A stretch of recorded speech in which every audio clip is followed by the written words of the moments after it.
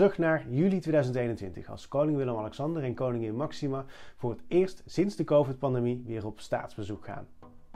En voor we terug naar Duitsland gaan, geef alvast een like en klik op abonneren, zodat je tijdens het volgende staatsbezoek weer op de eerste rij zit.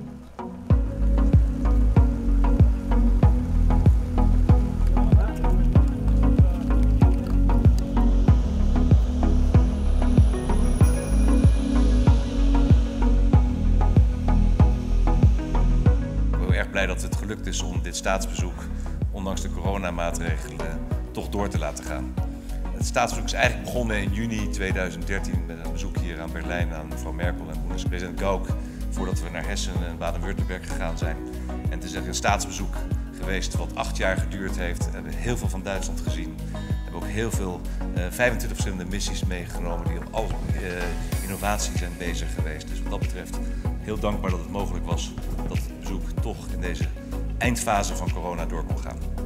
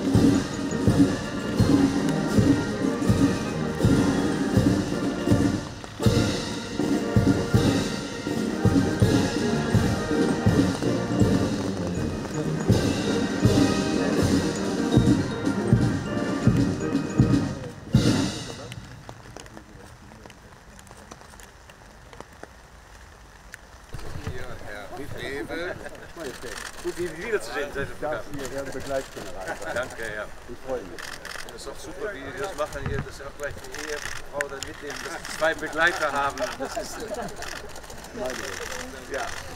Das habe ich jetzt verstanden.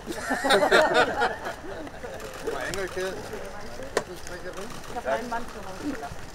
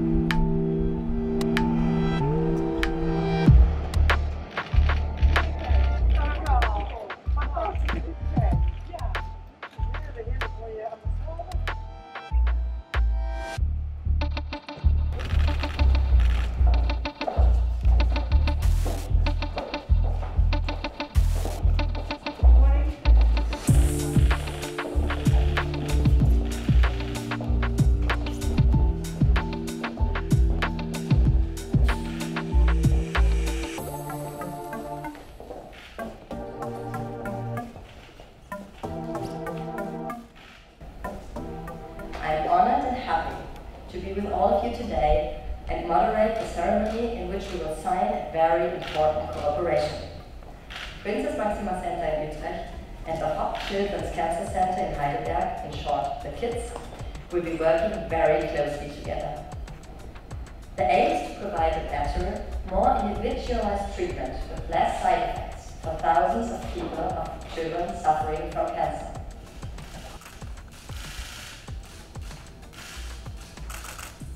And so this creates a unique opportunity to make use of complementarity. Complementarity in numbers, in concentration of patient care, concentration of research, of facilities, of platforms. And the basic principle that the best should work with the best, to create the front line of research where it actually happens, where innovation translates into new treatments, into tomorrow's medicine, into implementation, and direct profit for children with cancer. This is also going to be a model for the world of how we bring together programs to make more progress.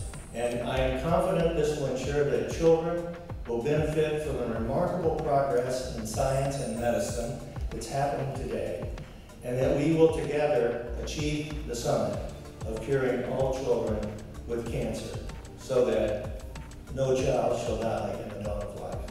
Congratulations and thank you very much. Waar echt heel veel kan betekenen voor heel veel issues, zoals bijvoorbeeld met Prinses Máxima, het kinderoncologiecentrum. Als die samenwerking echt gebeurt, dat betekent echt levens. Levens van kinderen die zullen gered worden. En het is wel wat. Dus daar zijn we echt af en toe wel trots op als we dit soort van dingen gewoon horen.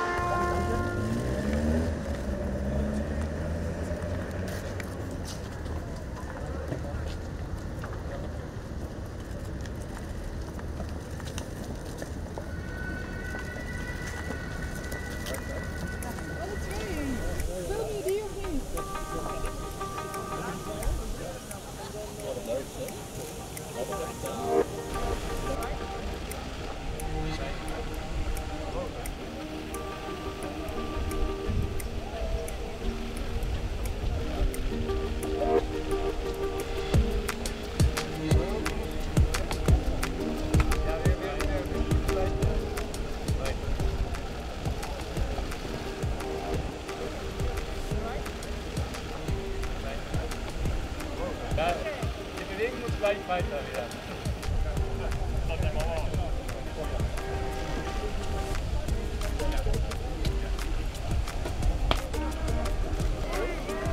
Ja, maar ja, je kan niks. We gaan even naar wat mensen, maar ja, wat wil je doen? Ze mogen toch niet dichtbij komen. Nee.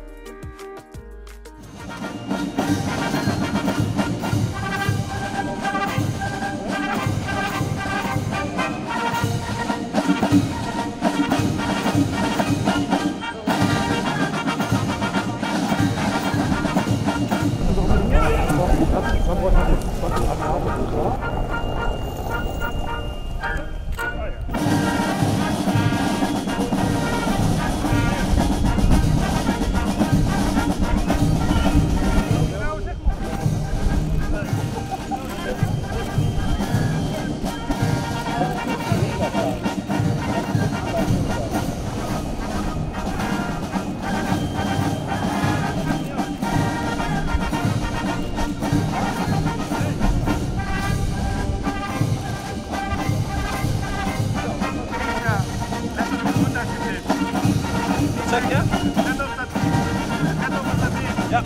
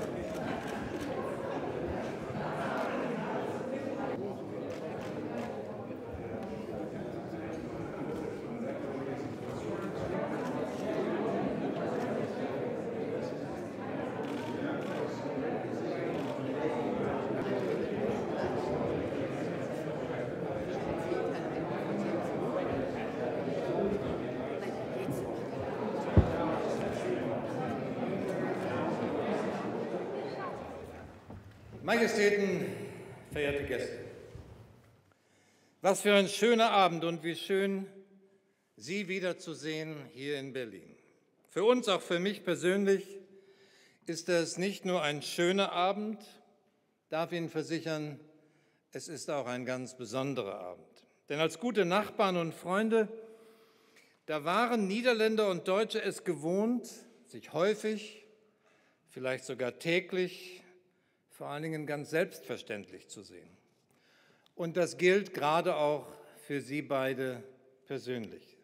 Es gibt wohl kaum ein deutsches Bundesland, das Sie, Majestäten, in den vergangenen Jahren vor der Pandemie nicht besucht haben. Dass uns noch einmal Grenzen trennen würden, die wir nicht praktisch unbemerkt passieren können, das war ein Gedanke, der uns fremd geworden ist in Europa. So war es, bis ein Virus alles, was uns vertraut und unveränderlich schien, aus den Angeln hob.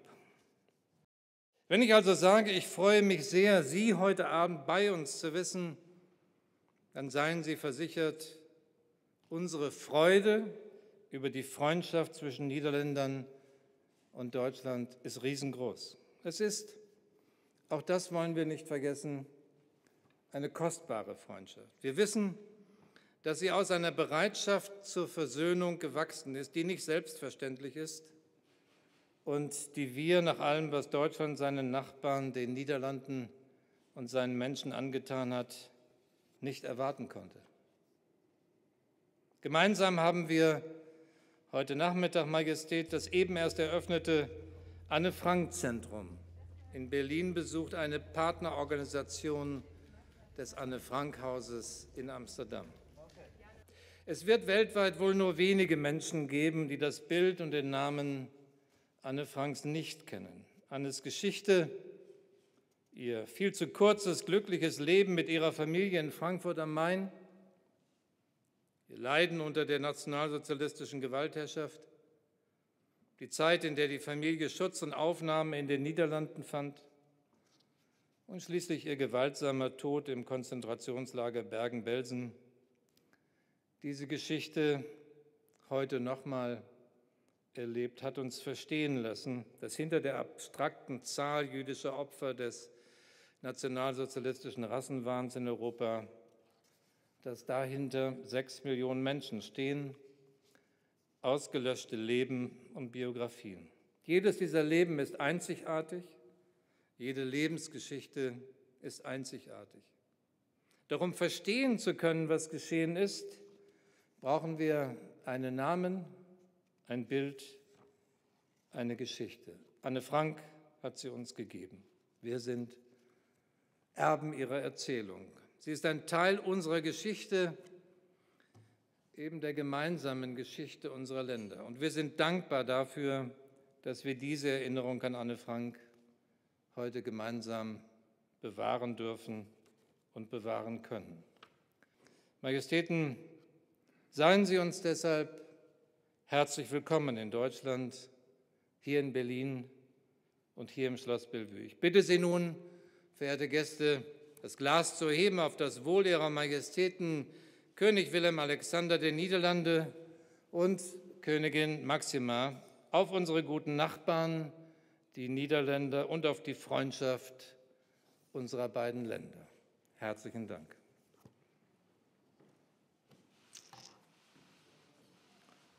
Ich stoße jetzt mal mit Wasser mit Ihnen an.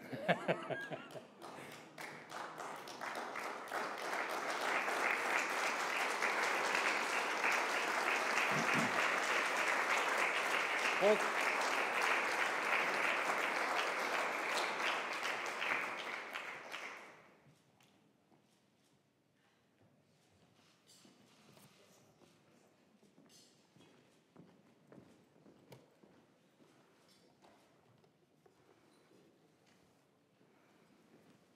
Herr Bundespräsident, Frau Bühnenbender, für Ihren warmherzigen Empfang hier in Berlin möchten wir Ihnen beiden recht herzlich danken. Meine Frau und ich freuen uns sehr, dass wir bei Ihnen zu Gast sein dürfen. Fast 1,5 Jahre lang war ein Besuch wie dieser nicht möglich. Aber jetzt, zu Beginn des Sommers, kann endlich stattfinden, worauf wir uns schon so lange gefreut haben. Ein Staatsbesuch an der Bundesrepublik Deutschland, unserem Nachbarland, mit dem wir uns eng verbunden fühlen. Er bildet den krönenden Abschluss einer ganzen Reihe von Besuchen, die uns in den letzten 8 Jahren in die verschiedenen Bundesländer geführt haben. Doch für uns ist dieser Besuch noch mehr. Er ist ein Symbol von Hoffnung und neuen Optimismus nach einer beklemmenden Zeit. Als es darauf ankam, zeigte sich die wahre Stärke unserer Freundschaft. Als die Intensivstationen bei uns ausgelastet waren, nahmen Krankenhäuser in Nordrhein-Westfalen und Niedersachsen niederländische Patienten auf und blieben die Grenze zwischen unseren Ländern offen. Wir werden die Solidarität unserer deutschen Nachbarn niemals vergessen. Dieser Staatsbesuch spiegelt unsere breit gefächerte Zusammenarbeit wider. Doch heute möchte ich über etwas anderes sprechen, was tiefer reicht. Denn unter dieser vielfältigen Zusammenarbeit liegt ein starkes Fundament. Ein Fundament aus enger Freundschaft, aus großem Vertrauen, aus einer Verwandtschaft im Geiste und auch aus Stolz darüber, dass wir Seite an Seite stehen in Europa und in der Welt. Unser Staatsbesuch, so hoffen wir, verleiht die bestehende Zusammenarbeit in fast allen Lebensbereichen einen zusätzlichen Impuls. Dieser Besuch ist nicht nur ein Staatsbesuch, er ist auch die letzte Station auf unserer langen Deutschlandreise durch alle Bundesländer, die wir vor 8 Jahren begannen. Wir empfinden es als eine große Ehre, gerade hier in Berlin unsere Grand Tour abschließen zu dürfen. Diese Stadt zeigt eindrucksvoll, dass wir keine Gefangene der Vergangenheit sind und dass aus Versöhnung und Verbindung Glück erwachsen kann. Herr Bundespräsident, Frau Büdenbender, wenn Sie gestatten, schließe ich mit einer Strophe aus Johann Wolfgang Goethes Bundeslied. Sie beschreibt recht gut die Atmosphäre, nicht nur hier und heute Abend, sondern auch der deutsch-niederländischen Beziehungen insgesamt. Wer lebt in unserem Kreise und lebt nicht selig drin, genießt die freie Weise und treuen Brudersinn. So bleibt durch alle Zeiten das Herzen zugekehrt, von keinen Kleinigkeiten wird unser Bund gestört. Ich bedanke mich.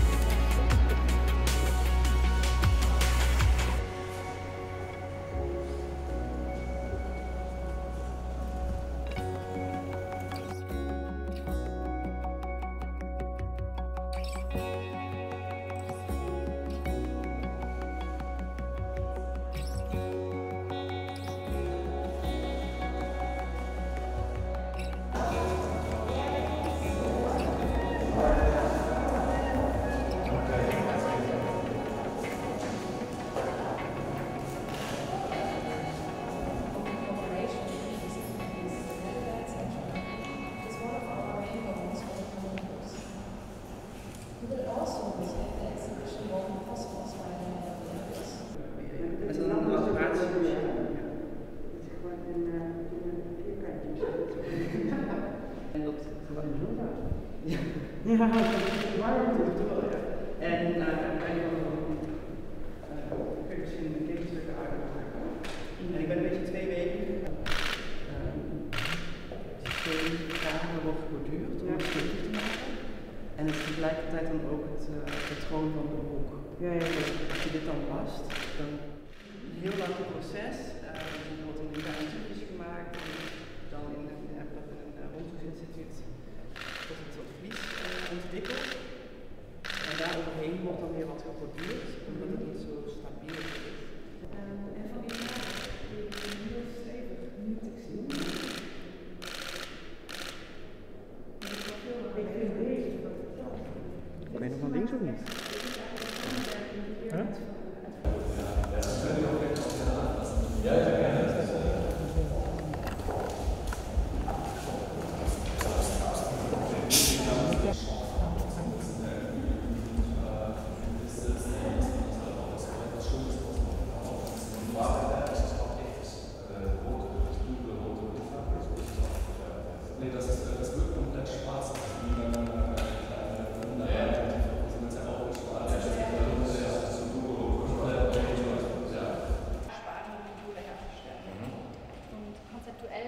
Sehr wichtig, ein adaptives System und multifunktionales System zu gestalten, gerade in Anlehnung an die besondere Leichtigkeit der Methode. Und für uns war auch der Gedanke, ja, gerne. Sehr leicht. Sehr leicht. Was machen Sie auf den Faden dann drauf? Es ist ein Biopolymer und vom Verhältnis her haben wir sehr viel Faser und sehr viel Biopolymer, sodass es wirklich sehr viel Stein ist, was Sie gerade haben. Ich habe die Fotos gesehen, wo Sie draufschreiben. Das ist echt unglaublich stark. Und ja, für uns war es einfach sehr interessant, so ein altbekanntes Material in einen neuen Kontext zu setzen, also von schwer zu leicht und von stark zu flexibel. Und gerade im Hinblick auf herkömmliche, sehr massive Bauweisen wollten wir gerade aus der Profession als Textildesignerin heraus einen neuen Ansatz anbieten, weil sich textile Konstruktionsweisen sehr für Leichtbauanwendungen eignen.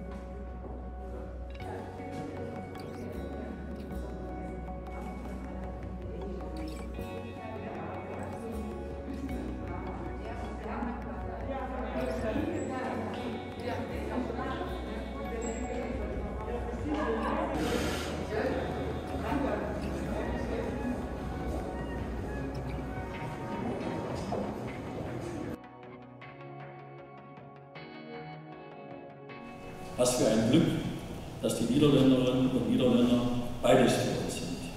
Eure Majestät, ich darf Sie als besonderen Freund dieses Hauses willkommen heißen. Herzlichen Dank.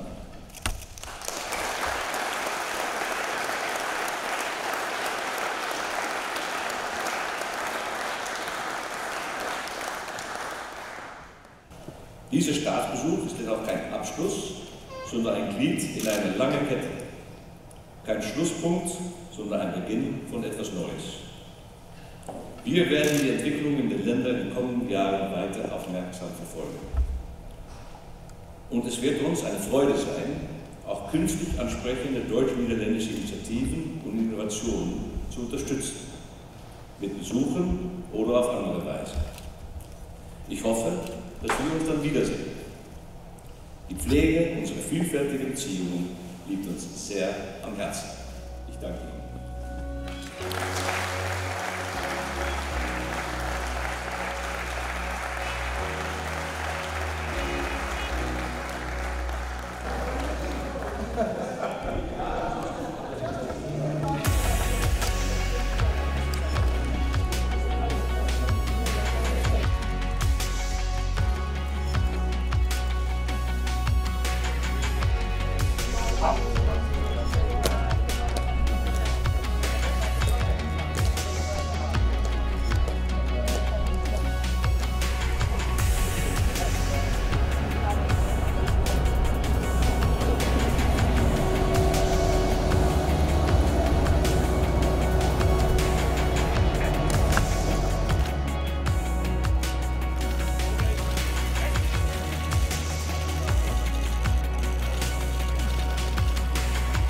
Fast 16 Jahre lang war sie, auch für die Menschen in den Niederlanden, ein Fels in der Brandung in einer unsicheren Welt.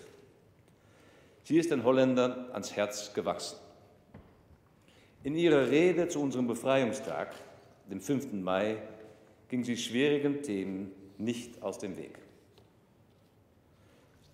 Vergangenes können wir nicht ungeschehen machen, sagte sie.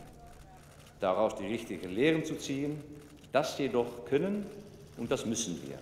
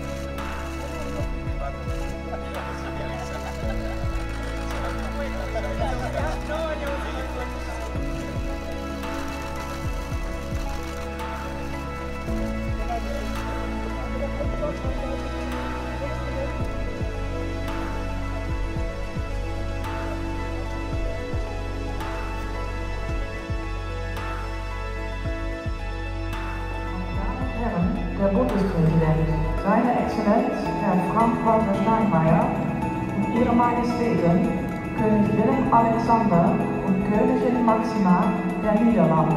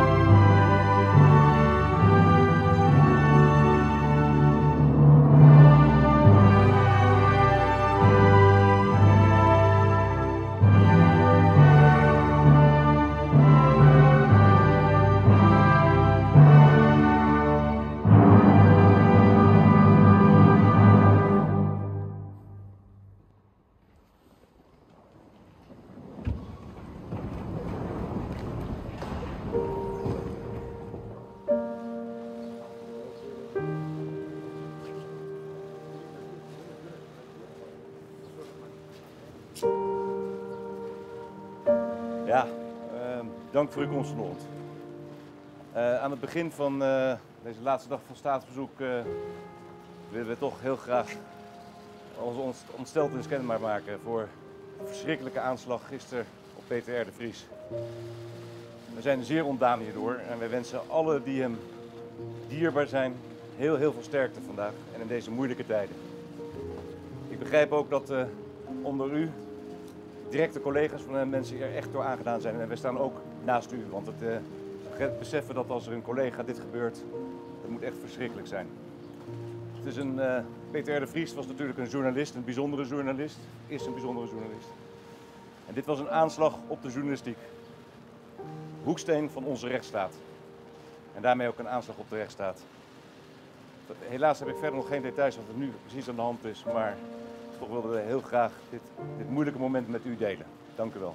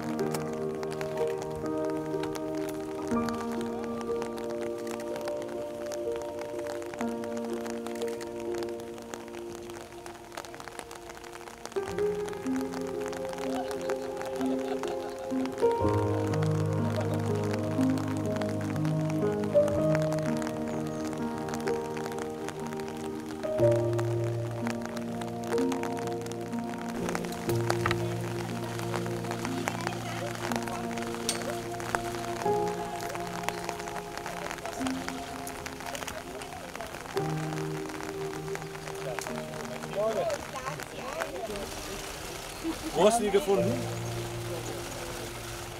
Du hast sie gefunden? Wer hat sie gefunden? Ich war heute fischen. Okay. Aber wir haben hier ein Spiel gemacht, raus, also mit Rock'n'Roll. Und wir haben auch dort die Sinne heute untersucht. Genau, das war im ersten vorgesehen. Was haben wir noch gemacht heute? Du hast keine Aufgabe. Was haben wir heute gemacht? Was fällt dir ein?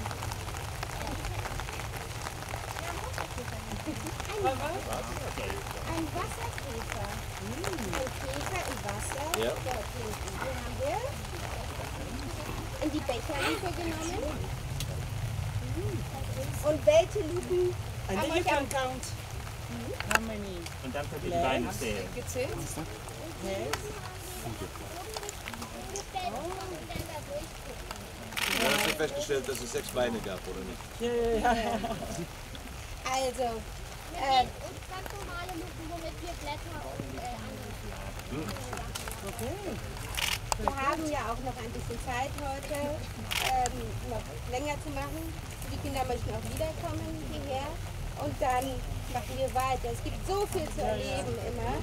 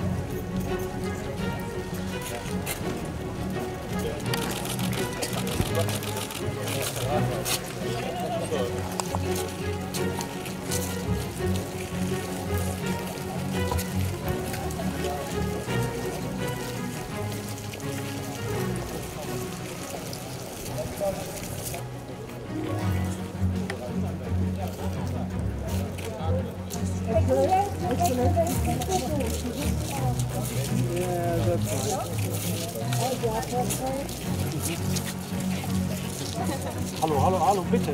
Danke.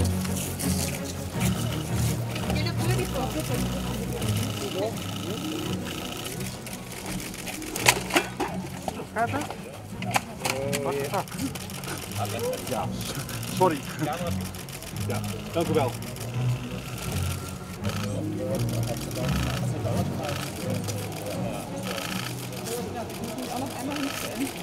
Royal Highness, how do you like your Komm einfach weiter zurück zu mir. Richtig reindrücken, dann komme ich über den Blitz. Alles gut. Er is de laatste jaren best wel wat kritiek op het Koningshuis, op de monarchie als staatsvorm. Een van de dingen die wordt gezegd, ja, het is nogal duur. Maar mensen die een tegenargument geven, die zeggen, ja, maar staatsbezoek bijvoorbeeld, dat levert heel veel geld op voor ons als PV Nederland. Het is alleen niet echt te bewijzen, maar misschien heeft u samen mooie voorbeelden wat het nou daadwerkelijk oplevert. Het primaire doel van een staatsbezoek is het verdiepen van de verbanden met landen. En de contacten onderhouden en ook afspraken maken waar je kan samenwerken naar de toekomst toe. Dat levert niet meteen euro's op. Maar in de toekomst, als je kijkt nu, wanneer waren we in Jena, 2016, 2017 in Jena, de eerste samenkomst over fotonica gehad. Vandaag wordt die samenwerking over fotonica getekend. En fotonica gaat onwaarschijnlijk veel betekenen voor de chipsindustrie en andere technische industrie, communicatie in de toekomst. Als wij daar met Duitsland samen de Europese kern van kunnen vormen in de fotonica, en als wij daar al een kleine bijdrage aan hebben geleverd. Maar nogmaals, primair zijn staatsbezoeken niet zakenmissies, die gaan altijd parallel aan staatsbezoeken mee. En de verdieping van de banden met Duitsland en onderhouden van de goede vriendschapsbanden, ook op alle länderniveau, dat is echt het allereerste doel uiteindelijk voor staatsbezoeken. Heeft u wel eens gehoord van mensen van, nou, dankzij uw majesteit is er iets voor elkaar gekregen wat anders ons nooit zou zijn gelukt? Ja. Heel vaak zelfs. Heel vaak zelfs. En met name midden- en kleinbedrijven die op dit soort bedrijven meegaan, die denken er niet eens over na om op een gegeven moment daar naartoe te gaan. En omdat ze dan uitgenodigd worden op een missie om een bepaald gebied iets te doen, dan gaan de deuren open. En dan doen ze het zelf hoor. Wij openen alleen maar de deuren. Maar voor de rest doen ze het echt allemaal zelf. Maar dan komen ze daar toch wel mee in aanraking met klanten en met andere partners. Of met, wat je ook vaak horen, andere Nederlandse bedrijven die in dezelfde missie zaten, die elkaar niet kenden. En in Nederland gewoon tot nieuwe samenwerking kwam. Dus wat dat betreft, het gaat niet alleen over het land zelf, maar ook wat dat betreft binnen de missie zelf gebeuren er mooie dingen.